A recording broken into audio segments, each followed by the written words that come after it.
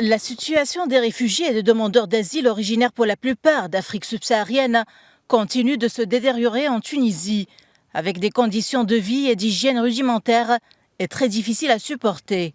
Les réfugiés campent ici devant l'Office des migrations des Nations Unies dans la capitale tunisienne depuis des mois.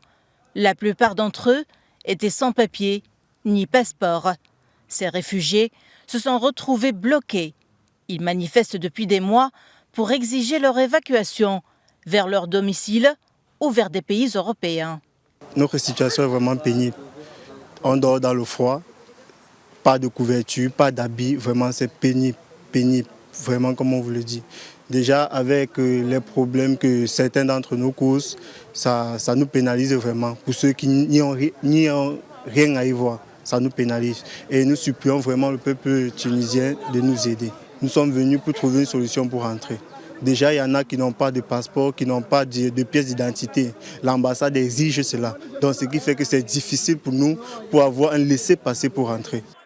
Face au silence des organisations internationales et à leur incapacité à apporter des solutions radicales, la société civile se mobilise pour aider des milliers de personnes, pour la plupart originaires d'Afrique subsaharienne, notamment pendant le mois sacré. On a organisé à l'occasion du mois de Ramadan des cartons pour l'aide pour les Africains qui sont sans domicile fixe ici en Tunisie.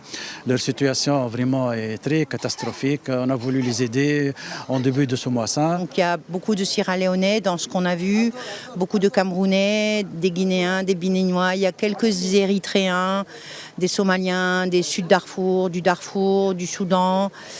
Il y a un peu toutes les nationalités, mais il y a certaines nationalités qui sont beaucoup plus représentées que d'autres. Certains sont arrivés il y a 3-4 jours, certains sont là depuis 6-7 mois, peut-être même plus. Des fois, ils ont déjà tenté de faire la harqa, ils se sont fait attraper par les gardes-côtes. Certains, il y a des femmes enceintes, on en a dénombré 5. Il y a des enfants très petits qui ont 10 jours, qui sont nés il y a 10 jours à peu près.